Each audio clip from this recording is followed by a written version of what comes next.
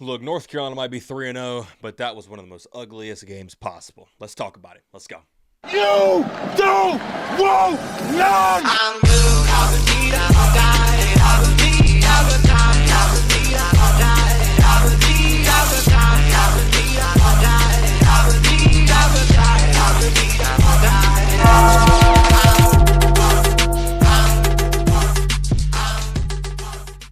What's going on, Tar Heel Nation? My name is Nathan. I am one half of your Heel Brothers. And let's get that out of the way because we have got a lot to talk about in North Carolina's 45-10 win over the North Carolina Central Eagles. I tell you, man.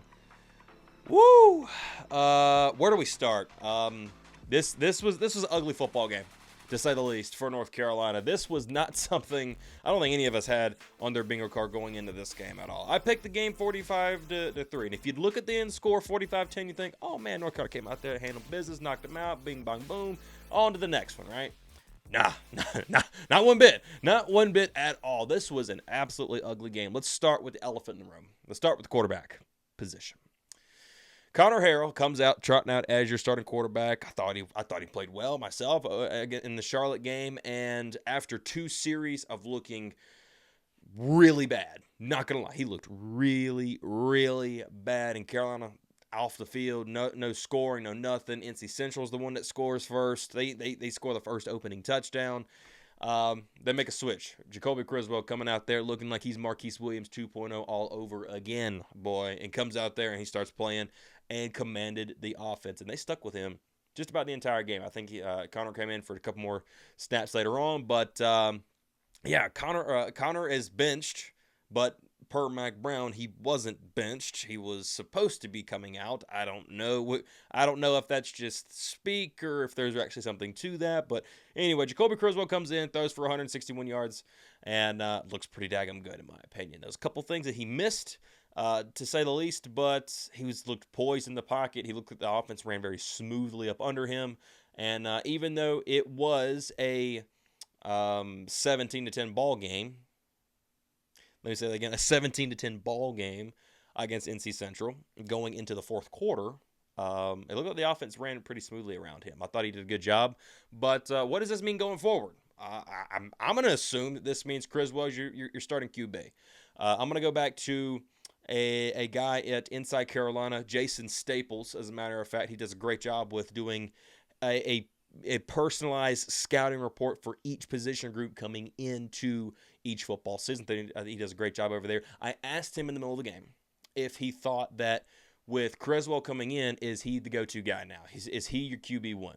He says yeah, because he thought that all in all, even though Jacoby come in late and he wasn't probably going to get the chance to show it, he thought that he could probably be the best quarterback out of all three, that being Max, Connor, and Jacoby. And I think there's a chance that, I personally saw it a little bit in this game. We'll see how it goes. But, quarterback 3 normally is not a good sign for you, but it looks like we might be okay in that category this year. We will see. But Jacoby came out there. I thought he did a good job. Omarion Hampton is that guy, dude. Runs for 210 off 25 carries. Now, that number right there is the number I'm circling because that's way too many carries. Charleston French and Davion Goss did come in there at the fourth quarter, and I thought they did a really good job. I think Charleston French ran for like 54 yards and Davion for 38. Would have liked to saw them come in earlier in the game. I guess you can understand it a little bit more considering where the game was at the time going into the fourth quarter. But thought the offensive line played well, too. Zach Greenberg and McGowan played for you for Austin Blasky and Aiden Banfield. Both of those are injured in last week's game. You think they're going to be back this coming week, and it ended up just not happening like you would have wanted it to in the end there. But I thought they played a good game myself. They did enough to get some open holes for Omarion Hampton to be able to go do his thing, French and also Gauze as well. So you like where the offensive line is, in my opinion, and you like seeing some of that depth being played. You hope this doesn't mean that Austin and Banfield are going to be out for long periods of time, because I don't believe that's what you want going in to even next week's game against JMU, which I think that's going to be a interesting game. I'm going to be there in person. It's going to be fun. I can't wait to see what that's going to be like, because this could be a very interesting game depending on how this offense plays, and you hope that that what we saw in the fourth quarter carries, that momentum, if you will, carries throughout the rest of the year, because it felt like the offense was flowing pretty daggum good at that point in time. I guess we'll see.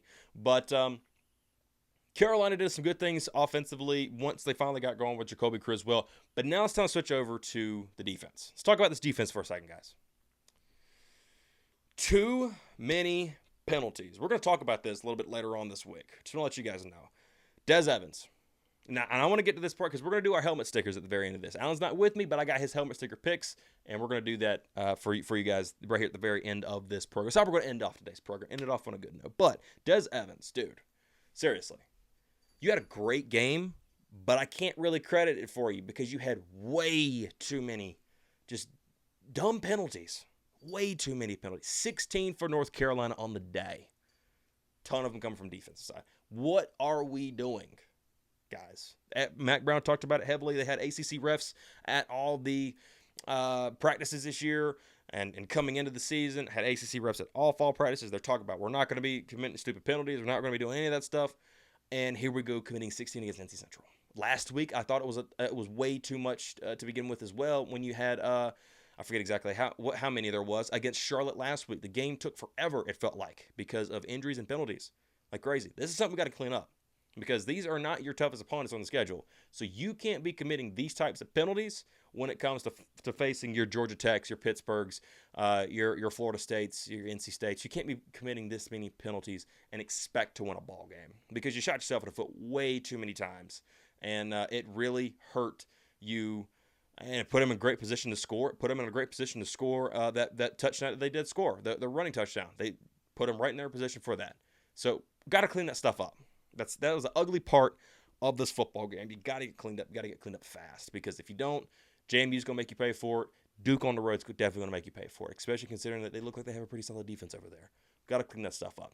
I thought Caleb Kloss played a decent game after he did get picked on early in the game. A couple of shots that Walker Harris took to Joaquin Davis, big-time hits. And once again, Caleb was just a little bit off par of where he needed to be. He didn't have that quite leverage that he needed, and some great passes by Walker Harris. I think that kid over there, NC Central's got a good quarterback over there in Harris, and also Jamari Taylor, that running back, is awesome. I like him a whole lot. But I thought they did. I thought he ended up, being a little bit better as the game went on. He's starting to grow up some, and he's going to have to, because, he's your best option, in my opinion, right now at that position, and he's going to have to grow up some, so they're going to pick on him, and it's good to see him, get that big-time interception that he got there late in the game. Thought he did a good job on that, and, it was a great athletic play for him, for him to leap out there like he did and snag that football. Big-time play by him, and I like what he's doing on defense. I think he's starting to get a little bit better. He's starting to get those game reps in. As long as no injuries happen, I think we're going to be okay over there. I really do believe that we're going to be okay in that area of the football. Carolina's defense did come out there and just dominate in the second half. They started it with that goal line where they got that stupid flipping unsportsmanlike penalty for celebrating. I've saw much worse, and people got away with it. I don't. ACC refs, they're great, man. I love them. Good job on you guys, man. I love them to death. But no, I think the defense played great as a whole. They held them to 76 yards of passing, 91 yards of passing and 76 yards rushing on the day. So under 100 on both, you'll take that for sure. Especially how they started that game. You honestly, or at least I did. I'm just going to speak for me. I thought that at least that passing number is going to be a lot higher, but it was not. 91 yards of passing. I'll take that. Got an interception and also forced 2 fumbles as well. One they was able to recover, and the other one obviously being Christian Hamilton on special teams, which I thought special teams played really well today. Liam Boyd did a good job, especially since Noah Burnett was not going to be able to play. Not real too sure what happened with him. Hopefully we get some more information about him coming out later on, maybe after Mac Brown's press conference. We would talk about that in 5 keys or key takes for Mac Brown's press conference this week. We'll see how that goes. But I thought that the defense played well as a whole. I thought guys, we're flying around left, right, and center. Stick lane, another guy's flying around like crazy. We did get 2 sacks on the day. Des Evans did claim one of those nasty sacks. Love it. Love to see it. So I think the defense is going to be okay. I think they're starting to show a little bit more promise. We'll see how it goes next week against JMU. And I think JMU is actually going to be a little bit more of a tougher opponent than I think a lot of Carolina fans are thinking. I'm not saying that they're going to be an ACC level opponent, but I do believe that JMU is a pretty decent team over there. Like they're all right. I understand they're brand new and they're kind of getting used to themselves. They're not the team that they were last year, but this is still going to be a pretty good team over there.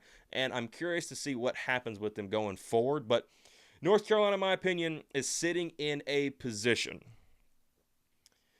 very interesting. I don't think you would have thought anything of it coming in there. But this quarterback conversation, Mac Brown talked about it in his postgame, that they're going to play 2 quarterbacks. I don't know how much I believe that. I believe that just as much as I did seeing how Minnesota game went, because they talked about, we're going to play both of them. We're going to play both quarterbacks. When Max got hurt, there was no package in for Connor. Not at all. So I honestly feel like Jacoby Criswell is going to be your guy going forward. And if that's the case, I'm rocking with 12. Let's go. I hope that he plays the best. I think he's going to be good, quite frankly. When it was time for him or Drake, I was okay with whoever came out of that battle. I really felt like it was going to be Drake, hearing some of the things that we were hearing. But I am 100% comfortable with Jacoby Criswell getting into this offense. He's got another game to play before they go on the road to Duke. And this next game is going to be crucial. Felt like he just had more of a familiarity with the wide receivers. The young guys are coming. Jordan Shipp, Alex Taylor, Christian Hamilton, Paul Billups. All these guys are coming, and they're here, and they're ready to take up. They're ready to take snaps away from JJ and Paytor and Nate if they're not careful. I felt like Criswell has a good touch and a good feel with the tight ends as well. Kind of thinking back a couple of years ago when he was coming up, when Criswell was coming up, those guys were coming in, so they were playing like second and third team snaps together. So you can understand where that familiarity comes from. And I'm excited now to see what Jacoby Criswell is going to do. I think he's going to be a good quarterback for us. Not saying he has to be Sam or Drake or anything. I think we can completely throw that out of the window. But let Jacoby be the best Jacoby can be, and I think that's going to be pretty daggum good. He went from North Carolina losing a quarterback battle to Drake May, and then he lost the quarterback battle to KJ Jefferson. 2 really good quarterbacks. Let's put it to you that way. So it's not like this dude's a bum. He's pretty daggum good, and I think now he's back into a comfortable place, and he's done the work to get back to this position. And I talked about it when he committed back to North Carolina. I did a little short, and I asked if this is a 3-team race, if this was a 3-man race for QB1. May very well have been, actually. I mean, they're comfortable. They went to Connor. It seemingly didn't work. I felt like they pulled the plug a little fast, but we'll see how this thing goes. I'm looking forward to it. I think it's a good win for North Carolina, 45-10. Even though the game went to 17-10 going into the fourth quarter, and you never want to see that. I don't see how that shouldn't happen. A lot to clean up, but considering on the defensive side, your defense was able to come out and force stops and keep them from scoring no matter what. After they got that field goal, defense said, nope, no more. You're done today. You are absolutely done. That's a good sign. Good signs coming out. That's a good sign right there. Offensively, scored 28 points in a quarter. They handled business. Once they got through all the weird things going on, I don't know what you want to call it, just this weird, just trying to shift this mojo and get out of this weird feeling, and they got going. Put it to you that way. I don't even know what the heck to call it as. We're calling it as weird mojo. How about that? We'll call it weird mojo. They got out of that and they moved forward, and they were able to score 28 points in a quarter, and in the game 45-10. A lot of things to take away, but now here comes the fun part. Let's end this thing on a good note. And we'll talk a whole lot more about this as we get ready for JMU this next weekend. But let's have some fun, because a couple of guys played real well. So now it's time to give that man a helmet sticker. It's that time once again. We missed last week, and I think we're going to make it up in the podcast upcoming this week. We'll make it up from the week prior during the Charlotte one. But let's talk about NC Central. Now, I'm going to start with Allen's first. Allen's not here, but he sent me his pick. So let's bring up the list here. Let's start on the defensive side of the ball first. Because I think offense, I think we kind of understand where everything's going. He went with his defensive pick. A guy that is a young pup on the defense, is getting picked on, but he stopped it, and he's starting to improve, and he made a big stop. That one is going to Caleb Cost for Allen right there. I agree with that pick. I think it's a good one. Myself, I like what Caleb's doing.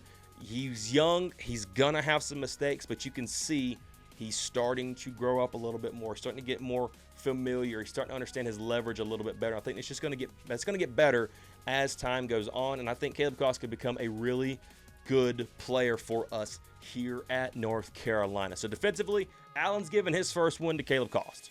Me, on the other hand, I'm going to go with Elijah Huzzie, man. I can't help but give it to Elijah. Honestly, I wanted to give it to Des Evans, but those penalties, I can't do it. I just can't do it. So mine's going to go to Elijah Huzzie. And the reason being is because that dude, no matter where he's at, he is making plays left, right, and center. He is keeping guys from catching that ball. There was a couple of times he got mismatched with Joaquin Davis, and he had like almost a half foot on Elijah Huzzie. But Huzzie was able to hold his own and bat some balls out, and he's just making some plays, and nobody wants to test that man. Walker Harris tried to test that man, and it didn't work out too well. Elijah Huzzie doesn't have an issue with solo tackles. He's tackling in space, bringing guys to the ground, and finishing the plays, and I like what he's doing. Elijah Huzzie is my go-to guy on there. And then, honestly, we're just going to do both of them at the same exact time because there's no way on the offensive side of the ball, me and Allen are in conjunction with this. We're both giving it to Omari Hampton. 210 yards rushing, 25 carries. That guy's a monster. He just can't be stopped, man. He can drag 6 guys with him and still be getting it downfield, man. He don't care, dude. He is just a monster, and you love his moxie, loves the way he plays, and he's going to go make some plays for you when it's time and when it's necessary and when you need it. He's going to make those plays for you. So, man, Omari Hampton, you're getting dual helmet stickers today. One from me, one from Allen, and it's going to be a good time. But, hey, thank you all for watching. Thank you all for being here. Let me know what you guys think about this game down below. I want to know what your thoughts are. Tell me if there's some things that you saw that maybe I didn't see. Let us know down in the comments below. Thank you all for watching. Thank you all for being here. And as always, no matter if it's ugly, go Heels. You don't want none!